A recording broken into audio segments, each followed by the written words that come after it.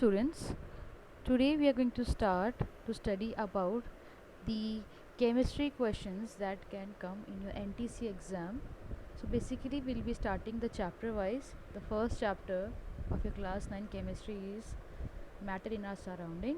So in that chapter, the first topic that we're going to study is about classification of matter.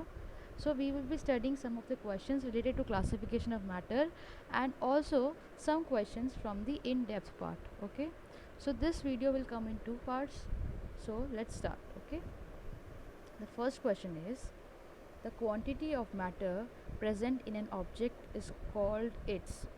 Now, in physics till now, I hope so you would have understood the meaning of the term weight. Now we have already studied the word volume, mass and density from our lower classes. Now, very simple definition that you had studied, that any object that occupies space and has mass is called matter. So obviously the quantity of matter present in an object is called its. So obviously the quantity is always the mass. Okay, quantity of matter is always the mass. What is weight? Weight is the force with which you are being pulled towards the earth. That is called as its weights. But our correct answer is mass. Okay. Next question. Which of the following is or are rigid? What is the meaning of rigid? Rigid का मतलब होता है बच्चों बहुत ज़्यादा भारी, जिसके पास एक फिक्स्ड शेप हो, हम उसको बोलते हैं रिजिड.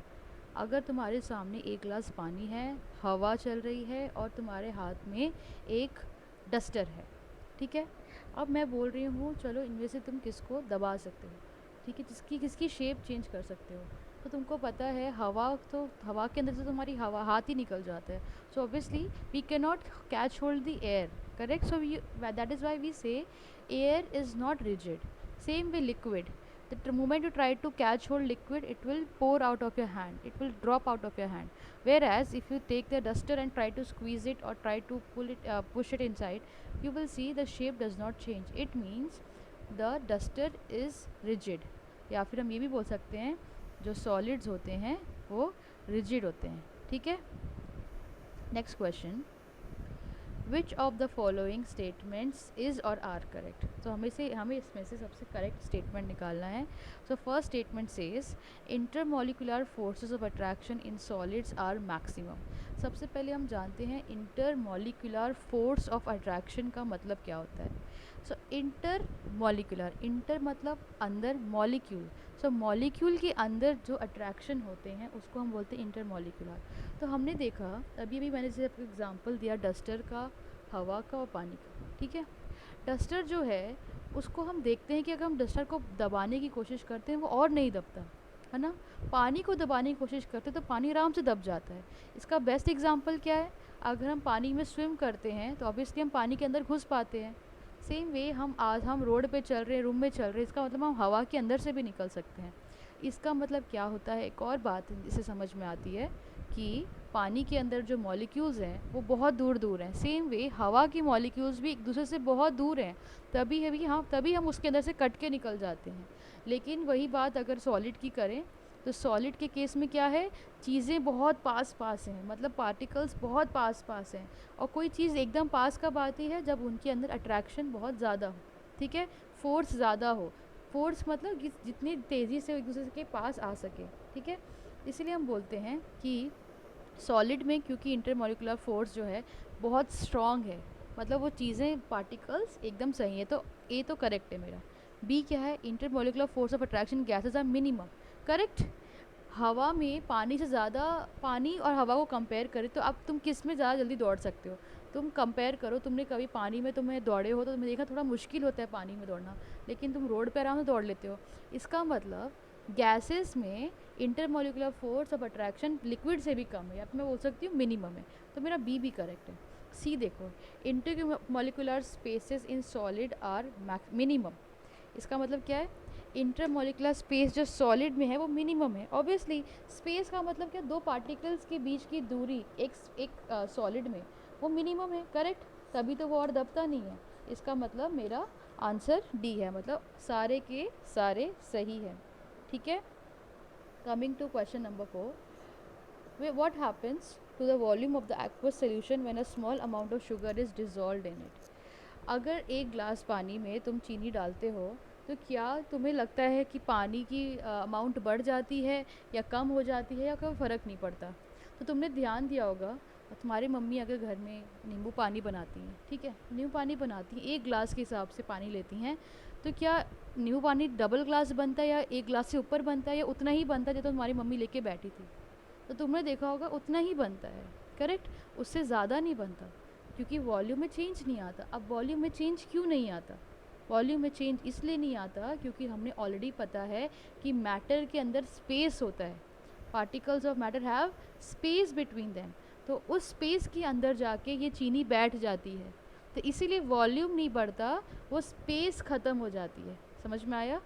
यूँ नहीं बढ़ता। हमने तुमने नोटिस किया होगा ना, तुम एक गिलास पानी में चीनी मिलाओ 1 चम्मच, तो तुम्हारा पानी का लेवल जितना था उतना ही है, तो ये चीनी गई कहाँ? ये चीनी गई उस पार्टिकल के अंदर, जो स्पेस था ना उसके अंदर जाके बैठ के, इसलिए हमको ये वॉल्यूम इंक्रीज नहीं दिखता। तो answer is D, no change in volume. Next come to fifth question. Fifth question says which of the following is not correct for gases. अब तो हमने इतना तो समझ लिया, गैसेस की प्रॉपर्टीज तो देख ही ली, तो अब देखते हैं इनमें से कौन सी चीज़ें गैसेस के लिए सही नहीं बैठती है। तो ऑप्शन ए क्या कहता है? Gases have definite mass. Gases के पास डेफिनेट मास होती है, obviously if it is a form of matter, फिर तो डेफिनेट मास तो है, ठीक है।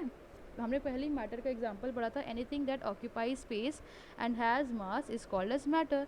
तो गैस तो है ना मैटर, इसलिए option is correct. Option B, gases have definite shape. Now gas जो होती है, क्या तुमने उसको गैस को कभी देखा है? क्या उसके पास कोई शेप हो सकती है? हम गैस को जिस कंटेनर में डालते हैं वो उसी का शेप ले लेती है। सेम वे तुम गैस को जिस कंटेनर में डालोगे वो उसी का वॉल्यूम ले लेगी, ठीक है। So answer should be both B and C. Okay, then sixth question है which of the following is not an example of matter. ठीक है, which of the following is not an example of matter, मतलब कौन इनमें से matter नहीं है। Matter का मतलब या तो सॉलिड होना चाहिए या तो लिक्विड होना चाहिए, तो गैस होना चाहिए। एयर तुम्हारा गैस है। फीलिंग कोल्ड, कोल्ड एक फीलिंग है, फीलिंग क्या हमारी कोई मैटर हो सकती है? हम बोलते हैं डजेंट मैटर, वो वाला मैटर नहीं, साइंस वाला matter. So feeling of cold is can not be a matter. Dust is a solid, so obviously answer is sixth का B. Seventh question, which of the following statements is और are correct. Okay, हमें check करना है इनमें से कौन कौन से सही हैं। सो ऑप्शन नंबर ए क्या कहता है? Inter particular space are maximum in the gaseous state of a substance. इसका मतलब क्या है? पार्टिकल्स के बीच में जो स्पेस होती है वो गैस में मैक्सिमम होती है। ये तो सही बात है, सॉलिड लिक्विड गैस को कंपेयर करेंगे तो गैस में मैक्सिमम है। Option number B, particles which constitute gas follow a zigzag path. Zigzag path का मतलब ये है कि गैस ना, ऐसा नहीं कि गैस एक सीधी लाइन में घूमती है, चलती है, फिर गोल गोल गोल गोल ही बनती है। गैस किसी भी डायरेक्शन में घुसती है, चल सकती है। जिग जैग मतलब कोई फिक्स डायरेक्शन नहीं है मेरे गैस की मूवमेंट का, उसको जैसे चलना है वैसे चलती है। तो बी भी करेक्ट है। सी क्या कहता है? Solid state is the most compact state of substance. Compact मतलब दबा हुआ। तुम्हें पता है कॉम्पैक्ट स्टेट का मतलब ये है कि उसके बीच में इंटर पार्टिकल स्पेस सबसे कम होती है। सो ऑप्शन सी भी करेक्ट है। तो मेरा ए बी सी तीनों करेक्ट है, तो मतलब मेरा ऑप्शन डी आंसर करेक्ट है, क्योंकि ये कहता है all are correct. Okay, eighth question, which out of the following does not make sense. ठीक है, मतलब इन चार में से मतलब मुझे कौन सा सेंटेंस है जो ख़राब लगता है। अब इस क्वेश्चन का मतलब ये भी है, डज नॉट मेक सेंस मतलब कौन सा इन चारों में से इनकरेक्ट है। ठीक है, सो वो first option says solids have fixed shape and fixed volume, है ना। Solids have fixed shape and fixed volume, ये तो करेक्ट है। Liquids can be compressed easily but not gases, क्या ये करेक्ट है? क्या हम गैस को कंप्रेस नहीं कर सकते लेकिन लिक्विड को कर सकते हैं? गलत बात है, क्योंकि हमको पता है गैस को कंप्रेस करके हमारी सीएनजी बनती है ना, जो ऑटो में भराई जाती है, compressed natural gas. Plus gas को कंप्रेस करके तुम्हारे घर में जो सिलेंडर चल रहा है एलपीजी, लिक्विफाइड पेट्रोलियम गैस, वो भी तो वही है कंप्रेशन से। तो ऑप्शन बी तो गलत है मेरा। चलो और चेक करते हैं। ऑप्शन सी क्या कहता है? The particles of A solid have negligible kinetic energy. मतलब ये कह रहे हैं सॉलिड के अंदर जो पार्टिकल्स हैं उनकी काइनेटिक एनर्जी ज़ीरो के बराबर है, ना मानने के बराबर। सही बात है। काइनेटिक एनर्जी का मतलब क्या होता है? The energy in motion in transit मतलब अगर तुम चल रहे हो तो मतलब तुम्हारे अंदर काइनेटिक एनर्जी, कोई भी ऑब्जेक्ट मूव हो रहा है उसका मतलब उसमें काइनेटिक एनर्जी है। तो गैस और लिक्विड में जो पार्टिकल्स होते हैं ना वो हमेशा हिलते रहते हैं, लेकिन सॉलिड क्योंकि एक रिजिड स्ट्रक्चर है तो वहाँ पे मॉलिक्यूल्स की काइनेटिक एनर्जी ना के बराबर होती है। तो सी ऑप्शन करेक्ट है। डी क्या कहता है, property of diffusion is maximum in the gaseous state. Property of diffusion is maximum. Diffusion का मतलब क्या होता है, डिफ्यूजन का मतलब होता है जब गैस होती है ना, जब स्प्रेड होती है, ठीक है, उस प्रोसेस को बोलते हैं डिफ्यूजन। जैसे कि फॉर एग्जांपल तुम परफ्यूम मारते हो और तुम्हारे साइड में कोई भी बैठा हो उसको समझ में आ जाए तुम परफ्यूम मार के आए हो, तो obviously they will know how he got to know, he got to know because of the process of diffusion. Your perfume smell got mixed with the air and it travelled to the next person through air. Okay, so that is why ये बोलते हैं diffusion की property gaseous state में maximum होती है। Correct बात है। तो ऑब्वियसली मेरा आंसर क्या है, 8th क्वेश्चन का answer is B. Okay, next 9th question, second last question. Which of the following is और are applicable of high compressibility of gases. Which of the following, एक या दो से ज़्यादा आंसर हैं इसमें जिसमें हम हाई कंप्रेसिबिलिटी मतलब ऑक्सीजन मतलब कंप्रेस करने के लिए इनमें से क्या सही ऑप्शन है गैस को कंप्रेस करने के लिए। सबसे पहले LPG is a fuel used as LPG is used as a cooking fuel in food for food. हाँ, ये मैं जानती हूँ कि नाइन्थ क्वेश्चन में मुझे ये पता है कि येस मेरा जो एलपीजी है वो यूज़ होता है कुकिंग के लिए। करेक्ट है। Next, oxygen cylinders are supplied to hospitals. Correct है। C CNG is use as fuel in vehicles. Correct है। Answer D all of this. तो क्वेश्चन में ये पूछा गया है तुमसे कि गैस की जो हाई कंप्रेसिबिलिटी है ना वो एप्लीकेशन जो है इनमें से किस चीज़ में करेक्ट होती है। तो मैं जानती हूँ येस गैस को कंप्रेस करते लिक्विड कंप्रेस करके हम एलपीजी सिलेंडर बनाते हैं, गैस को कंप्रेस करके हम ऑक्सीजन सिलेंडर बनाते हैं, गैस को कंप्रेस करके हम सीएनजी सिलेंडर बनाते हैं। तो ये तीनों आंसर्स करेक्ट है। तो option D will be my answer. So the last question for today is which of the following statements does not go with the liquid state। कौन सी स्टेटमेंट मेरे लिक्विड स्टेट के खिलाफ जाती है। तो सबसे पहले क्या है, particles are loosely packed in the liquid state. Correct. Yes. Fluidity is the maximum in the liquid state. Fluidity मतलब ऐसी प्रॉपर्टी जिससे कोई ऑब्जेक्ट फ्लोस है। तुम्हें पता है पानी फ्लूइडिटी मतलब बहने की प्रॉपर्टी। तुमको पता है पानी फ्लो कर सकता है, पानी भी बह सकता है, हवा भी बहती है। तो गैस और लिक्विड दोनों के पास फ्लूइडिटी की प्रॉपर्टी होती है। ठीक है। तो अब इसमें क्या बोला है, fluidity is maximum in the liquid state. क्या ऐसा है क्या पानी हवा से ज़्यादा तेज़ बहती है? तुम सोचो इसको। सी ऑप्शन क्या कहता है, liquids can be compressed. Yes, liquids can be compressed. Correct. Liquids take up the shape of the container in which it is placed. Correct.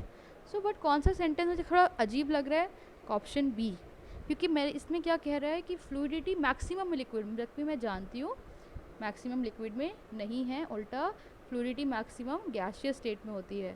So this is the part 1 of the video. Please comment if you like it and subscribe to this channel. Thank you and have a great day.